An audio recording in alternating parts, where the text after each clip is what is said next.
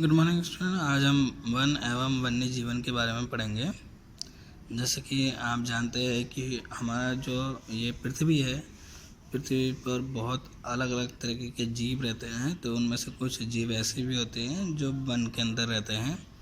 जैव विविधता के विशिष्ट हॉटस्पॉट स्थल है। वन जो है वो जैव विविधता के लिए एक विशिष्ट स्थल है, यानी कि जो अलग अलग जातियाँ पाई जाती हैं उसके लिए ये एक घर की तरह है। जैव विविधता का एक आधार उस क्षेत्र में पाए जाने वाली विभिन्न स्पीशीज की संख्या है, परंतु जीवों के विभिन्न स्वरूप जीवाणु, कवक, फर्न, पुष्पी, पादप, सूत्रकृमि, कीट, पक्षी, सरीसृप इत्यादि भी महत्वपूर्ण हैं। वंशगत जैव विविधता को संरक्षण करने का प्रयास प्राकृतिक संरक्षण के मुख्य उद्देश्यों में से एक है।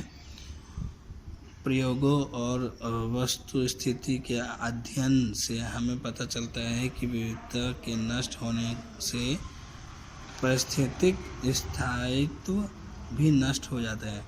यानी कि सरकार, आप जानते हैं कि सरकार द्वारा भी वन्य जीवों को सुरक्षा प्रदान की जा रही है। इसलिए कई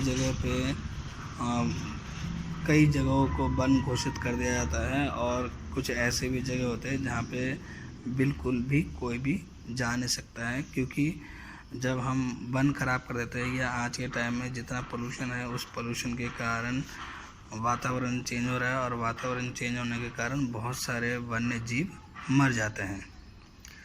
अच्छा, जब हम वन को संरक्षण देते हैं तो उससे पहले कुछ बातों का हमें ध्यान रखना पड़ता है। जैसे कि इसके कौन कौन दावेदार है उसके बारे में पहले हमें ध्यान रखना पड़ता है। स्टेक होल्डर यानी कि दावेदार। हम सभी विभिन्न वन उत्पादों का उपयोग करते हैं, परंतु वन संसाधनों पर हमारी निर्भरता में अंतर है। हम में से कुछ लोगों के पास कुछ विकल्प है, परंतु कुछ के पास नहीं। जब हम वन संरक्षण की बात सोचते हैं तो हमें ये भी सोचना होगा कि इसके दावेदार कौन हैं। इनके उसके जो मेन जो दावेदार हैं, हम भी वन पे डिपेंडेंट होते हैं लेकिन हम डायरेक्टली नहीं होते हैं, बट कुछ होते हैं जो डायरेक्टली होते हैं। वन के अंदर एवं इसके निकट रहने वाले लोग अपनी अनेक आवश्यकताओं के लिए वन पर निर्भर हैं। यानी कि जो वन के अंदर रहते हैं वो लोग अपने खाना पीना, रहने तथा काम के लिए उस वन पे ही निर्भर रहते हैं।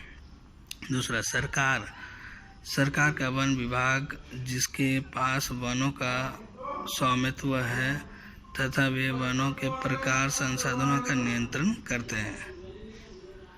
सरकार जो है सरकार